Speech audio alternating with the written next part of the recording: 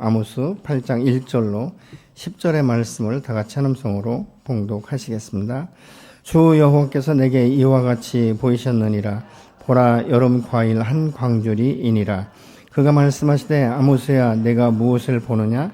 내가 이르되 여름 과일 한 광주리니이다 하매, 여호와께서 내게 이르시되 내 백성 이스라엘의 끝이 이르렀은즉 내가 다시는 그를 용서하지 아니하리니 그날의 궁전의 노래가 애곡으로 변할 것이며 곳곳에 시체가 많아서 사람이 잠잠히 그 시체들을 내어 버리리라. 주 여호와의 말씀이니라. 가난한 자를 삼키며 땅에 힘없는 자를 망하게 하려는 자들아, 이 말을 들으라. 너희가 이르기를 월삭이 언제 지나서 우리가 곡식을 팔며 안식일이 언제 지나서 우리가 밀을 낼고 네바를 적게 하고 세계를 크게 하여 거짓 저울로 속이며 은으로 힘없는 자를 사며 신 한 켤레로 가난한 자를 사며 찌꺼기 밀을 팔자 하는도다. 여호와께서 야곱의 영광을 두고 맹세하시되 내가 그들의 모든 행위를 절대로 잊지 아니하리라 하셨나니, 이로 말미암아 땅이 떨지 않겠으며 그 가운데 모든 주민이 애통하지 않겠느냐. 온 땅이 강에 넘침같이 솟아오르며 애국강같이 뛰놀다가 낮아지리라. 주 여호와의 말씀이니라. 그날에 내가 해를 대낮에 지게 하여 백주의 땅을 캄캄하게 하며 너의 절기를 애통으로 너의 모든 노래를 애곡으로 변하게 하며 모든 사람에게 굵은 배로 허리를 동이게 하며 모든 머리를 대머리가 되게 하며 독자의 죽음으로 말미암아 애통하듯 하게 하며 결국은 곤관날과 같게 하리라. 아멘. 모든 과일은 언제가 가장 맛있는가? 제철 과일이 가장 맛이 있죠. 근데 이 여름 과일은 사실은 믿을 수 없는 것을 우리가 알 수 있습니다. 그래서 완숙된 것들은 밭이 아니면, 농장이 아니면 완숙된 열매를 먹기가 참 어렵죠. 여름 과일은 또 쉽게 상합니다. 그렇기 때문에 지금 여호와께서 이스라엘 백성들을 향하여 이 아모스를 통해서 말씀하시는 것은 이스라엘 백성들의 신앙의 상태가 마치 여름 과일 한 바구니 같다, 이렇게 말씀하고 있는 것이죠. 겉은 멀쩡한데 속은 다 썩어버렸다는 것입니다. 너희가 내게 예배를 드리는데 그 예배는 형식적인 것이고 실질적으로 나를 경배하는 이런 마음이 전혀 없다, 이렇게 말씀을 하고 있는 것을 봅니다. 그러면서 자비와 긍휼이 많으신 하나님께서 이스라엘 백성들에게 더 이상은 내가 자비와 긍휼을 베풀지 않겠다, 이렇게 지금 말씀하고 있는 것이죠. 그러면 그 이유가 무엇일까? 하나님이 이 이스라엘 백성들이 이제 선민인데 그 마음 가운데 교만한 마음이 있다는 것이죠.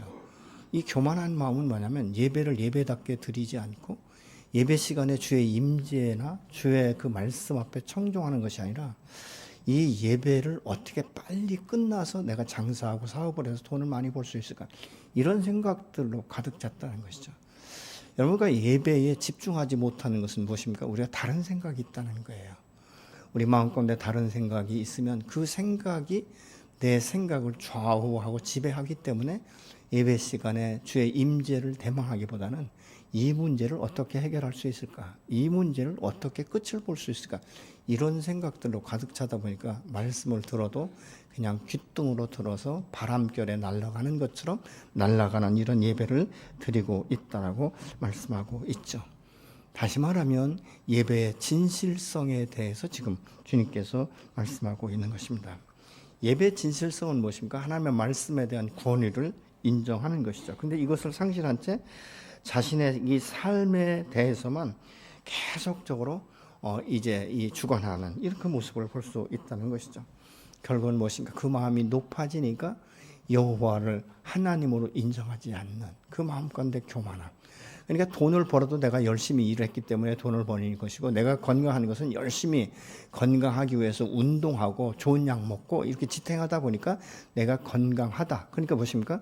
하나님의 은혜가 없어도 나는 살 수 있다, 이런 이제 공식이 나오게 되는 것이죠. 그래서 여호와 하나님께서 이스라엘 백성들이 무엇이 잘못됐는지에 대해서 이 아모스 2장에서는 이렇게 말씀합니다.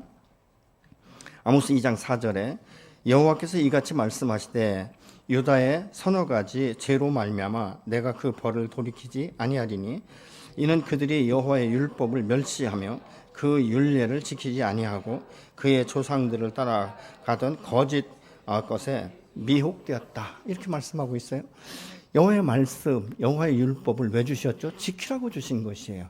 그 여호와의 율법이 하나의 경계선이 되는 것이죠. 내가 하나님의 사람인가, 세상 공중권세 잡은 자의 노예인가를 우리가 이 율법을 통해서 규정짓는 것들을 우리가 보게 되는 것이죠.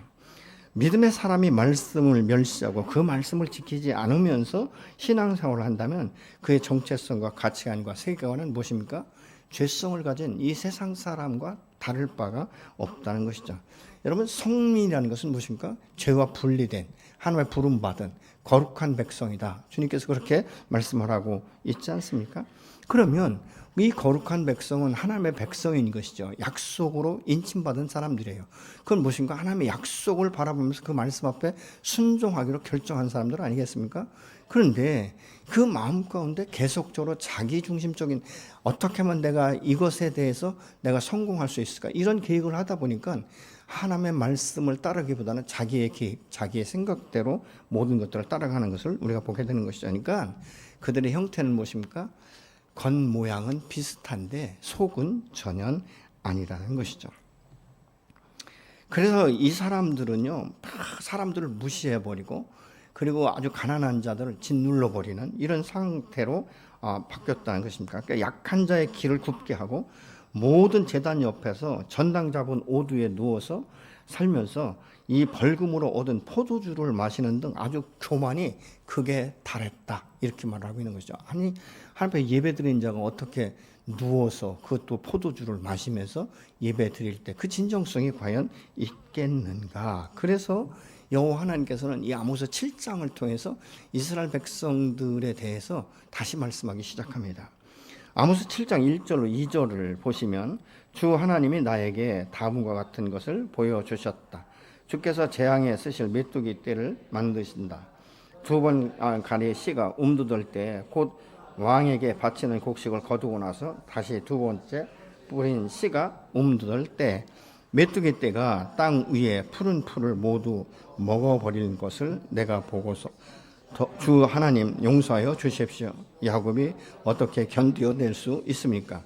그는 너무 어립니다 하고 간청하니, 여기서 야곱이 어리다는 이 말은 믿음이 연약한 이스라엘 백성들이 하나님 정말로 이 메뚜기 떼의 재앙을 주시면 감당할 수 없습니다, 이렇게 지금 간청하고 있는 것이죠. 그래서 이스라엘 백성들의 그 신앙의 상태를 지금 아모스가 두 부류로 지금 나누고 있는 거예요. 한 부류는 뭐냐면 그래도 속에 믿음이 좀 남아 있어서 어떤 재앙이 오면 곧바로 하나님 앞에 달려 나와서 무릎을 꿇고 회개하는 부류가 있는가 하면, 어떤 부류들은 반대로 믿음이 그냥 달랑달랑한데 이런 재앙이 와버리면 바로 하나님 떠나서 세상으로 돌아간다는 것이죠. 이런 얄팍한 믿음을 가진 이들에게 하나님 재앙을 내리시면 이스라엘은 멸망할 수밖에 없습니다. 그러면서 중보를 해요. 그러니까 여호와 하나님께서 아모스의 기도를 들으시고 일단 오케이, 그럼 내가 메뚜기 재앙을 내리지 않겠다라고 말씀합니다. 그런데 이스라엘 백성들은 이 아모스의 기도를 통해서 하나님께서 재앙을 멈추신 것을 기억하지 않습니다. 그러니까 동일하게 자기들의 삶 가운데 아무런 변화도 없고 아무런 재앙이 내리지 않으니까 또다시 그 옛적 길을 따라가는 것이죠. 그래서 여호와께서 다시 한번 아모스에게 말씀합니다. 야, 내가 이제는 불로 심판해버릴 거야. 불로 다 꼬슬러버릴 거야. 그때 아모스가 동일하게 하나님 앞에 막아서 기도를 하는 거예요. 그러니까 하나님께서 그 기도도 들어주시거든요. 근데 세 번째로 아모스에게 말씀하시는 것은 다림줄을 내리시는 거예요. 참된 권위자, 참된 진리이신 하나님께서 다림줄을 어디에 내렸냐? 사람 마음 중심에 내리셨다는 것이죠. 우리가 보편적으로 다림줄은 건축할 때 수직선이 정말 잘 맞는가, 이런 것들을 보는 것이거든요. 하나의 줄을 달아서 수직이 반듯한가, 이런 것들을 보는 것이 바로 다림줄입니다. 그런데 이 사람이, 이 죄성을 가진 사람이 이 다림줄을 내리다 보니까 자기가 권위자가 되고 자기가 다림줄의 중심이 되어서 삐딱선을 타기 시작하는 것이죠. 그래서 삐뚤어진 벽 옆에 하나님께서 다림줄을 내리셨어요. 그런데 이것이 거절받은 다림줄로 딱 가면 굉장히 열등식이고 소극적이고 내성적이고 자기가 거절감에 가득 차기 때문에 아무도 나를 인정하지 않아, 이러면서 자기 자신을 굉장히 아주 연약한 이런 모습으로 바뀝니다. 그런 사람이 세상에 살면서 다 그렇게 연약한 데만 머물러 있지 않는다는 것이죠. 이제는 좀 힘이 생기기 시작하면 난 이렇게 살 사람이 아니야. 나는 나 혼자도 살 수 있어 하면서 이 반항의 다림줄로 가는데, 이 반항의 다림줄은 굉장히 경쟁적이고 말이죠. 반드시 승리해야 되는 것이고, 그리고 이 사람을 아주 우습게 알고 뭐 이런 상태죠. 그러니까 이런 다림줄을 어떻게 하면 반듯하게 할 수 있을까? 이런 것에 대해서 지금 하나님께서 다림줄을 내리신 거예요. 근데 문제는 이 다림줄이 처음에는요, 아주 조금 미약하게 삐뚤어지면 이게 표가 나지 않는다는 거예요. 근데 이 담을 계속적으로 쌓다 보면 나중에 보면 그 결과적으로 엄청나게 잘못된 벽돌을 쌓게 된다라고 지금 말씀하고 있는 것이죠. 이 그림을 보시면 사실 처음엔 약간 삐뚤어진 것 같습니다. 근데 점점점 올라가거든요. 계속적으로 올라가다 보니까 나중에는 어떻게 되냐면 완전하게 삐뚤어진 이 모습을 볼 수 있어요. 그러니까 나중에 문제가 생기면 완전하게 와해돼 버리는, 기초부터 무너져 내리는 이런 삶을 살아가게 된다는 것이죠. 사람이 세상에서 말이죠, 많은 욕심과 탐심과 이런 것들을 가지고 내가 억만장자가 되면 잘 먹고 잘 살 것 같지만 아니에요, 여러분. 억만장자가 되는 것이 문제가 아니라 억만장자가 되었을 때 내가 그 물질을 어떻게 관리하고 어떻게 사용하느냐가 그 사람의 인격을 우리가 나타내는 것을 우리가 볼 수 있지 않습니까? 그렇기 때문에 사람이 돈을 버는 것보다 더 중요한 게 쓰는 거예요. 여러분, 돈을 아무리 많이 벌어도요, 내가 쓴 만큼만 내 돈인 거예요. 아십니까, 여러분? 근데 우리는 내가 쓴 만큼만 모으면 만족하는 것이 아니라 계속적으로 모으는 거예요. 모아야 된다. 왜 그렇습니까? 그 진리의 말씀 안에서 하나님의 은혜와 하나님의 축복에 대한 신뢰가 쌓이지 않으니까 내가 돈 벌 수 있을 때 어떻게든지 더 벌어야 된다고 그냥 움켜잡는 이 일에 온갖 열정을 다 쏟다 보니까 어떤 결과가 나오는지 아십니까? 때로는 신경쇠약에 걸리고 노이로제에 걸리고 말이죠. 속병이 나고. 그래서 사람의 몸이 망가지는 거예요. 자기 몸이 망가지는 줄도 모르고 그냥 돈 모으는 데만 완전하게 쏟아붓는 이런 모습을 볼 수 있다는 것이죠. 그러니까 이스라엘 백성들이 지금 이들의 예배의 모습들이 그렇게 나타나는 거예요. 근데 놀라운 것은 뭔지 아십니까? 아모스가 다림줄을 내렸을 때 더 이상 기도하지 않습니다. 왜냐하면 이것은 기도로 이루어질 일이 아니고 각 사람이 그 진리의 다림줄 앞에서 자기의 모습을 재어봐야 된다는 거예요. 나는 정말 진리의 말씀, 이 말씀이 내 중심에 쓰여 있는가? 나의 중심의 우선순위가 어디에 있는가? 말씀인가? 하나님인가? 십자가인가? 아니면 세상인가? 물질인가? 권력인가? 이런 것들에 대해서 지금 보게 하시는 것들을 우리가 볼 수 있게 되는 것입니다.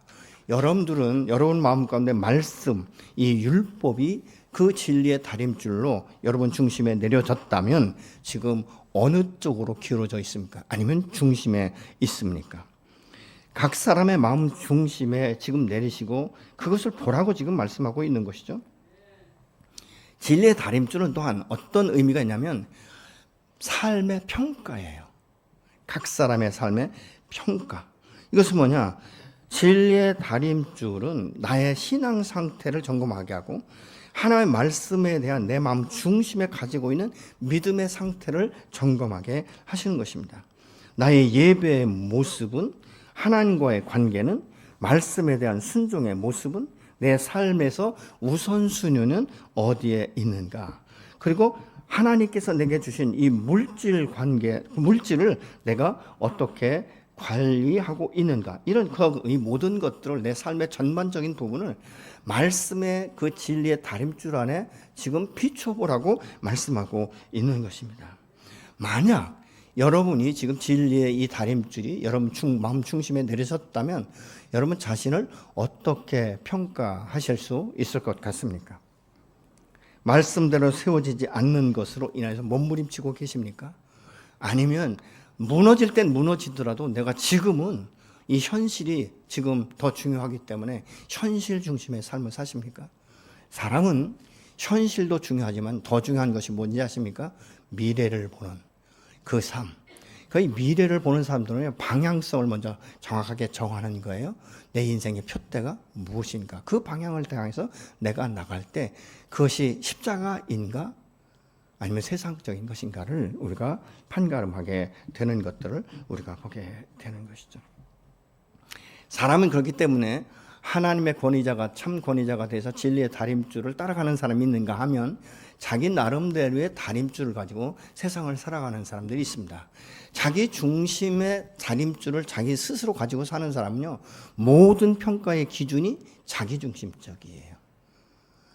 그래서 우리 신앙생활도 이렇게 생각하는 거예요. 하나님 앞에서 나는 어떤 사람인가가 아니라 내가 저 사람보다는 믿음이 좋지, 내가 저 사람보다는 신앙생활을 오래 했지, 그렇기 때문에 나는 저 사람보다 나아.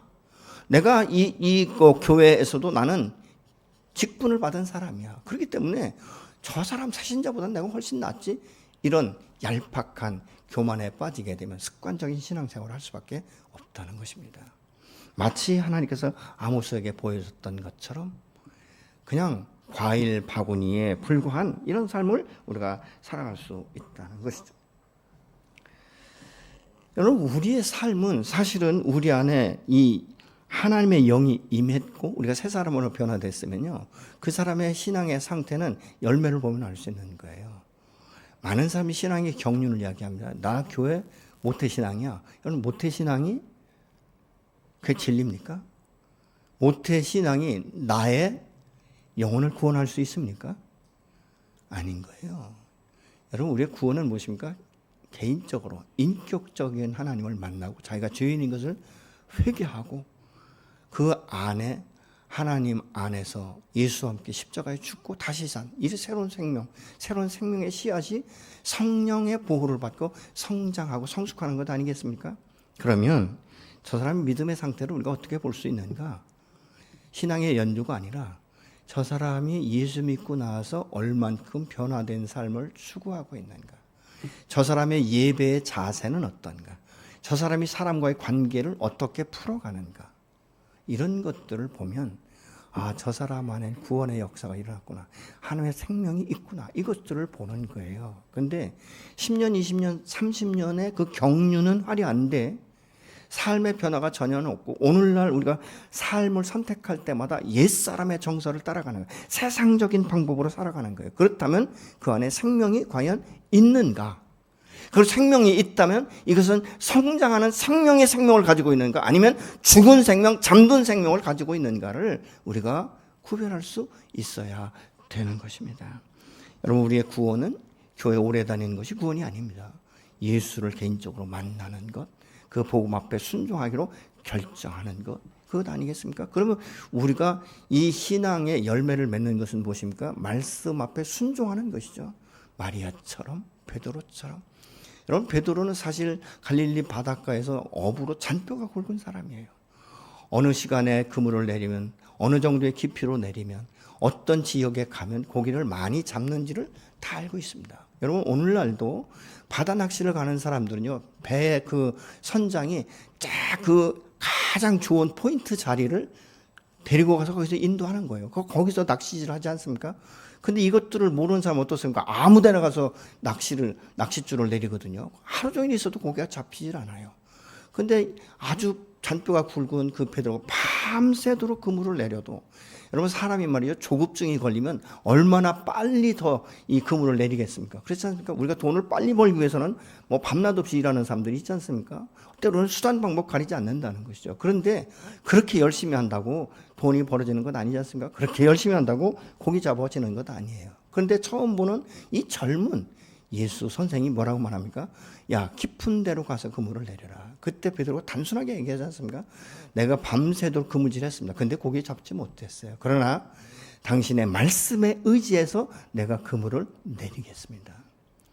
그래서 그물을 내리니까 자기 배로는 도저히 감당할 수 없을 만큼 고기가 많이 잡혀서 친구의 배를 불러서 2배에 가득 싣고 나왔다. 이렇게 말씀하고 있지 않습니까? 우리는 오늘날 하나님의 언약의 말씀, 이 축복받기는 굉장히 원합니다. 내가 복인의 자리에 서는 것을 굉장히 원합니다. 그런데 무엇을 싫어합니까? 순종을 싫어하는 거예요. 왜요? 순종은 때로는 힘들기 때문에. 그 길을 가는 것은 사실 어떻게 보면 좁은 길이고 좁은 문으로 들어가야 되는 것이기 때문에 신앙생활을 힘들어할 수 있다는 것이죠. 자, 그렇다면 그리스도인은 무엇입니까? 명목상 그리스도인이 그리스도인이 아닌 거예요. 내가 아무리 거듭났다 할지라도 내가 지성적으로 이성적으로 거듭나니까 거듭남이 아니에요. 무엇입니까? 내 삶 가운데 하나님의 영이 들어오는 것, 철저한 회개 가운데 있는 것 아니겠습니까? 그래서 우리가 로마에서는 이렇게 말합니다. 너희가 참된 유대인이냐? 너희가 선민이냐? 너 명목상 선민이 아니야. 이렇게 지금 말씀하고 있습니다. 로마서 2장 28절 29절의 말씀 같이 보시겠습니다. 무릇 표면적 유대인이 아니요 표면적 육신의 할례가 아니라 오직 이면적 유대인이며 할례는 그 마음에 할지니 영에 있고 율법 조문에 있지 아니한 것이라. 그 칭찬이 사람에게서가 아니요 다만 하나님에게 선이라.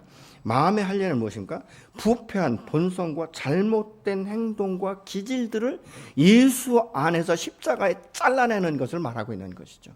할례는 무엇입니까? 표피를 잘라내는 것이에요. 이 잘못된 이 죄악들로 습관된 이 모든 것들을 끊어내는 것, 뭘로요? 예수의 이름 앞에 말씀에 의지해서 끊어내는 것, 이것을 지금 참된 할례다 이렇게 지금 말씀하고 있는 것이죠. 이것을 잘라낼 때 우리 안에 무엇이 옵니까? 기쁨이 오는 거예요. 그래서 이 기쁨은 또 어디에서 얻는가? 말씀을 순종하는 데서부터 이게 실제적으로 내게 실제화되는 이런 것들을 통해서 우리의 믿음이 더욱 성장하고 견고해지는 줄로 믿으시기 바랍니다. 이스라엘 백성들이 선민이라는 의식에 아주 쩌들어가지고 말이죠. 그 마음이 느슨하고 느려져서 이렇게 살아도 우리는 선민이라는 이런 잘못된 교만이 있다는 것이죠. 그렇기 때문에 죄에 대한 회개보다는 다른 사람과 다르다는 이것으로 인하여서 교만하고 형식적으로 하나님을 섬기고 자신의 경건한 척하는 이 삶으로 자신도 속고 남도 속이는 삶을 살아가고 있다는 것이에요. 그러나 그런 삶은 하나님이 받으시지도 않고 인정하지도 않으시는 것 아니겠습니까? 하나님의 백성은 무엇입니까? 믿음이 있고 없고의 문제가 아니라 그렇게 마리아처럼 이 모세처럼 순종하는 이 믿음을 하나님은 보신다는 것입니다. 하나님의 백성은 미래의 일들을 위해서 계산적이지 않습니다.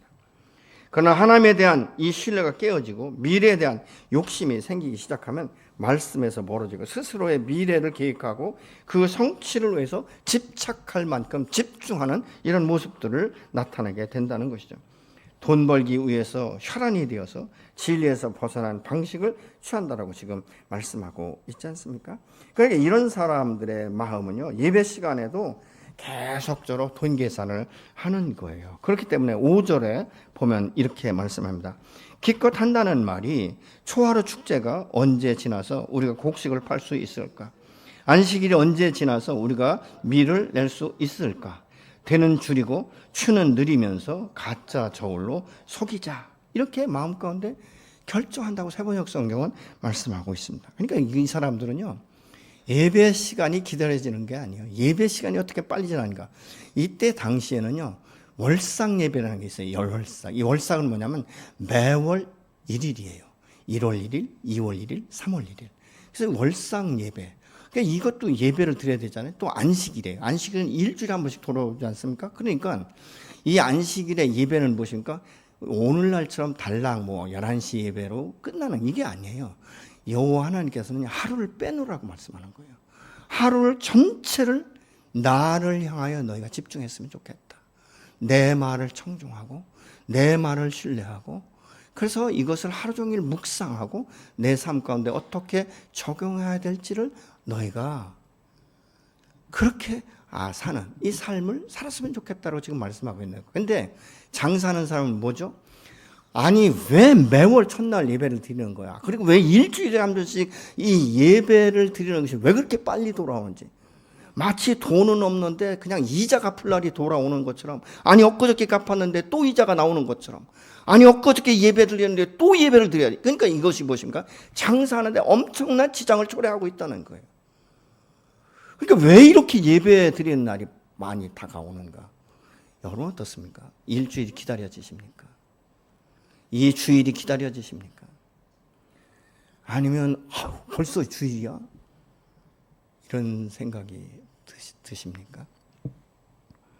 우리는 예배가 지루한 것이 아니라 기다려져야 될 줄로 믿습니다. 예수 안에서 하나 된 성도들이 함께 일주일에 한 번씩 모여서 일주일 동안 어떻게 살았는지, 그리고 어떤 어려움이 있었는지, 그리고 내가 어떻게 이것을 감당했는지, 그리고 내가 감당할 수 없어서 이제 기도의 제목을 내놓고 다음 주엔 그 기도가 어떻게 응답되는지, 또 주의 말씀을 들으면서 우리가 그 말씀 앞에 놓아지고 어떻게 해야 될 것인가, 죄를 회개하고 이런 삶에 대한 이런 것들이 이 예배를 통해서, 이 공동체를 통해서 나타나고 세워져야 될 줄로 믿습니다. 그러니까 이 사람들은 예배 시간 이런 생각하는 거예요. 예배가 너무 빨리 다가온다. 그러면서 야, 이게 안식일이 빨리 끝나야 이거 곡식을 팔고, 그리고 곡식을 팔 때는 너무 많이 주면 안 돼. 어떻게든지 이 되를 줄여야 돼. 겉은 똑같은 것 같지만 이 속은 아주 조금이라도 줄여서 곡식을 적게 주고 많이 받아야 돼. 어떤 때는 제가 이 오정동 이 시장이나 아니면 유성 5일장에 가보면요, 재밌어요. 사람들이 말이죠, 이렇게 과일을 팔 때 보면요, 막 이렇게 쌓 올렸어요. 굉장히 많은 줄 알고 이거 주세요 하고 딱 쫓는데 보면 밑에는 뭐예요? 전부 다 이렇게 바닥은 다른 걸로 다 높여놓은 거. 여러분 그거 혹시 그런 경험 있으세요? 어떤 때 보면요, 뭐 이렇게 그 야채 같은 것도요, 막 얼마나 고여놨다 그러죠. 쏙 해가지고 봉지에 탁 넣으면 아무것도 아닌 거예요. 꼭 무슨 탑을 쌓듯이 이렇게 올려놓은 거예요. 그거 뭐죠? 작은 것을 가지고 많은 돈을 받으려고 하는. 그러니까 저울추를 더 크게 달았다는 거예요. 저울을 속이는 거예요. 여러분 저울 눈금 속이는 게 얼마나 많은지 모릅니다. 시장에서 딱 저울 맞춘다고 그게 맞는 거 아니에요. 눈금을 어떻게 조정했는가에 따라서 그 양이, 질량이 달라지는 것들을 우리가 볼 수 있지 않습니까?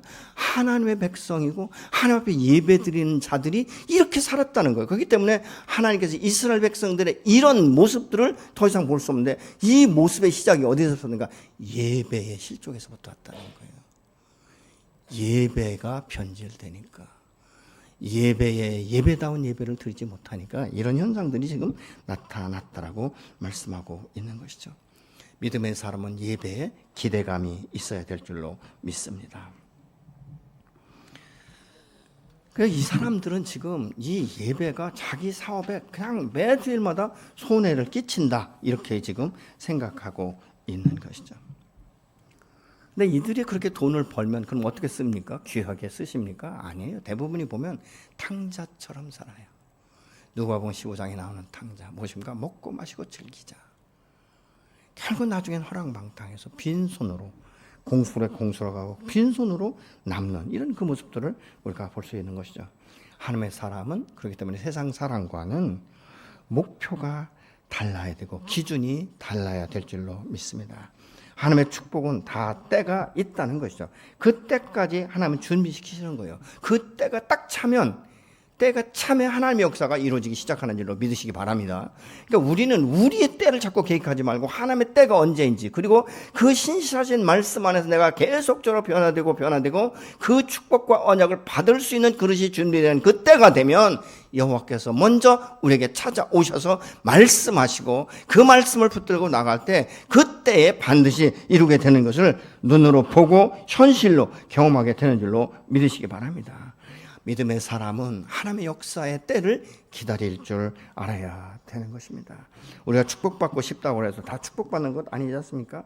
예배자의 자리로 돌아와서 주님 말씀을 청종하고 그 말씀을 따라 살기로 결단을 하고 기도할 때 하나님이 함께 하시면서 말씀하기 시작하는 거예요.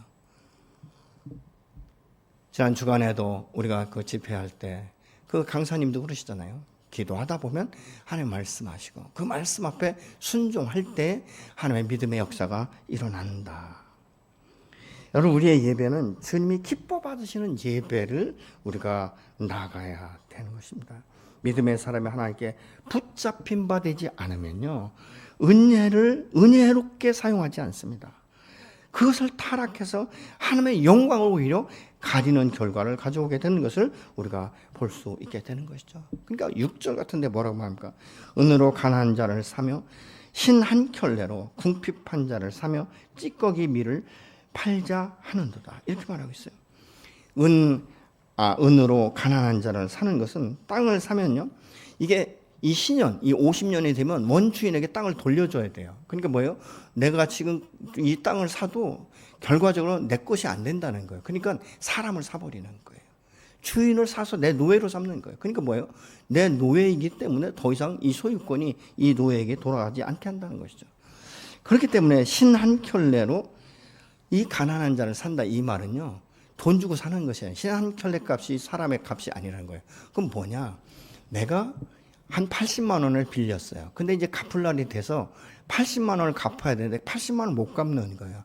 한 75만 원쯤 갚고 5만 원은 내가 좀 있다가 갚겠습니다. 그러면 어떻습니까? 긍휼히 여겨서 오케이, 내가 기다려줄게. 이래야 되지 않습니까? 그런데 그 5만 원을 다른 사람에게 받고 5만 원에 사람을 팔아버린다는 거예요.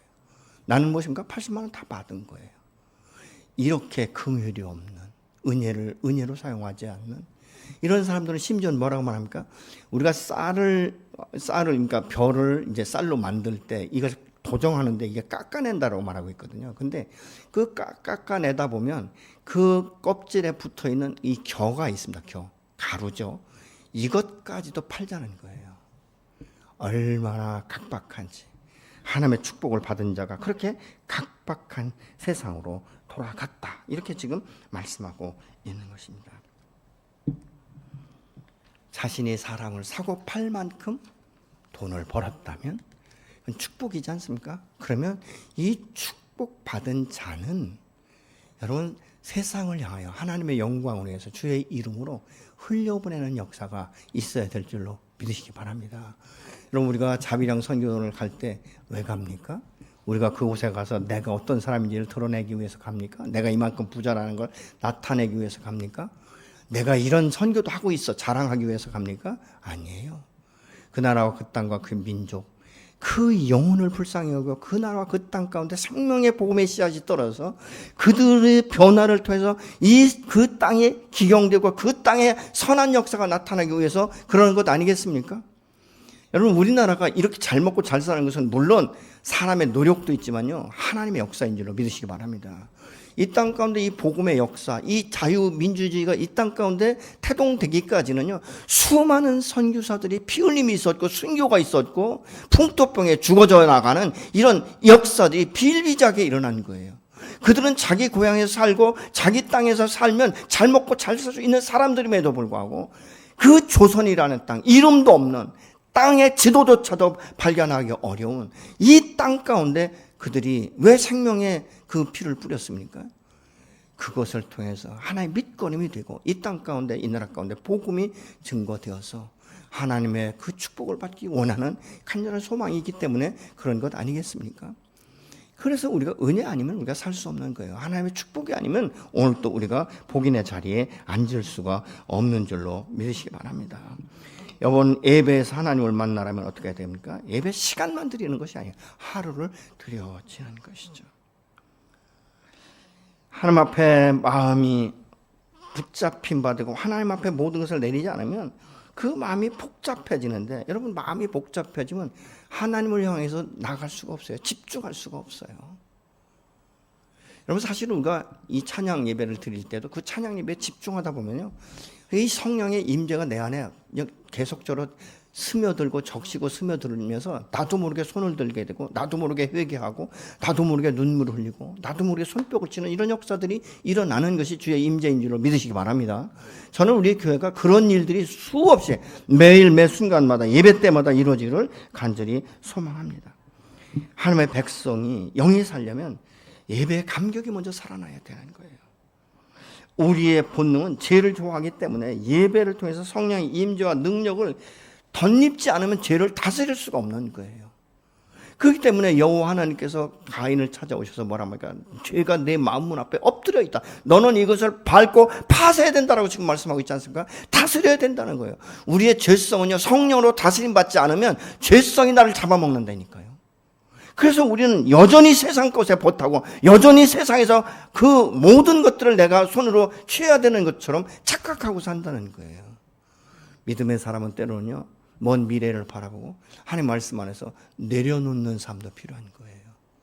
뭐요? 권리를 포기하고 내가 돈을 더 버는 것보다는 하나님의 집에서 은혜 받기를 더 즐겨하고 하나님의 말씀에 순종을 통해서 하나님의 나라가 확장되고 주의 영광을 나타내는 이 삶을 우리가 선택할 때 하나님은 내가 구하지 않은 것도 차고 넘치도록 채워주시는 줄로 믿으시기 바랍니다. 죄의 본능은 성령의 역사가 없이는 다스릴 수가 없습니다. 그래서 예배를 통해 주의 임재를 경험하고 그 말씀에 의지해서 그물을 내리듯이 그 말씀을 따라 순종할 때 우리가 상상할 수 없는 아름다운 축복을, 열매를 거두게 될 줄로 믿으시기 바랍니다. 하나님 오늘 또 살아계십니다. 하나님은 오늘 또 우리를, 오늘만이 아니라 미래를 계획하시는 분이 여호와 하나님이신 줄로 믿습니다. 우리는 눈에 보이는 것, 움켜잡는 것, 현실적인 것에 그냥 전전긍긍하고 있지만 우리 하나님은 현실을 넘어서서 여호와 일의 하나님이셔서 내일을 계획하시고 모레를 계획하시고 1년을 계획하시고 우리의 평생을 계획하시고 그 길로 인도하시는 분이 여호와 하나님이신 줄로 믿으시기 바랍니다. 그렇기 때문에 우리는 하나님의 말씀 앞에 순종하는 것을 훈련해야 돼요. 아멘이십니까? 운동도 하루아침에 여러분 100리 뛰면 죽어버립니다. 매일매일 훈련하고 매일매일 일어나는 거, 이거 얼마나 중요한지 몰라요. 여러분, 이것이 한 번 결정한다고 다 되는 것 같으면 얼마나 좋겠습니까? 매일 넘어질 수 있습니다. 매일 쓰러질 수 있습니다. 그러나 다시 일어나는 것이죠. 저는 작년보다 올해 성경 통독하신다고 신청하시는 분들이 많아요. 그런데 이것을 우리가 같이 이렇게 공동체로, 팀으로 묶이지 않으면 혼자 하는 것이 너무너무 힘든 거예요. 같이 가다 보니까 내가 도전이 되고 다시 성경을 보게 되고 일어나게 되는 이런 역사가 반복될 때 우리가 변화되는 줄로 믿습니다. 말씀은 내 마음건대 빛으로 임하고 진리로 임해서 내 마음건대 어둠을 드러내기 시작하는 거예요. 여러분, 빛이 없으면 어둠을 분간할 수 없어요. 칠흑같이 어두운데 여러분, 그 밤에는요, 빛이 없으면 길을 찾을 수가 없는 거예요. 옛날에 제가 시골에서는요, 전기가 없잖아요. 다 호롱불이지 않습니까? 근데 어떻게 친구네 집에 가서 놀다 보면 밤 막 10시 막 이렇게 되면요, 정말 칠흑같이 어둡습니다. 날마다 어렸을 때부터 다니던 그 길이요, 안 보이는 거예요. 그러니까 어떤 때는 막 논으로 뛰어가고 밭으로 뛰어가고 이러다 보면 넘어지기도 하고 막 이런단 말이죠. 왜요? 빛이 없으니까. 달빛이 있을 땐 괜찮아요. 근데 달빛조차 없을 때는 그런 것이죠. 우리의 죄로 어두워진 우리의 마음은요, 성령의 빛, 진리의 빛, 말씀의 빛이 우리 안에 들어오지 않으면 죄를 구분할 수가 없습니다. 이 말씀이 내게 빛으로 들어오고 생명으로 들어오고 생기로 들어오기 때문에 우리가 그것을 분별하고 예수의 이름으로 끊어버리는 이런 역사가 일어나게 되는 것이죠. 우리가 예배 안에서 하나님을 잃어버리면 내 영혼의 풍요로움을 다 잃어버리는 것입니다. 여러분은 하나님의 은혜를 얼마나 기억하며 사십니까?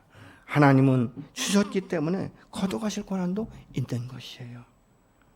우리는 하나님의 그 택함 받은 백성입니다. 그렇기 때문에 옛사람을 따라 세상을 더 사랑하고 욕심을 따라서 살지 아니하고 하나님의 진리의 말씀 앞에 순종하기로 결정하고 내 힘으로 내 능력으로 되지 않기 때문에 성령을 의지하고 성령의 도우심을 요청할 때에 우리가 승리하게 되는 줄로 믿으시기 바랍니다. 그래서 성령이 충만함이 우리 안에 있어야 다스려지는 거예요. 어둠의 영을 예수의 이름으로 파쇄할 수 있는 거예요. 명령할 수 있는 것입니다. 매고픈 권세를 우리에게 주시지 않았습니까? 우리는 어떤 때 보면 신앙생활 잘하면 내가 죄도 없는 의인인 것처럼 생각해요. 착각이에요, 여러분. 그 대단한 사도 바울이 뭐라고 말합니까? 오라 나는 곤고한 죄인이로다. 이 사망의 몸에서 누가 나를 건져낼 수 있으랴. 이런 고백을 하고 있지 않습니까? 여러분은 어떻습니까? 날마다 의인이라고 생각하십니까? 우리는 부족하기 때문에 성령의 도우심이 필요하다가 날마다 하나님 앞에 영적 호흡인 기도를 지금 하고 계십니까?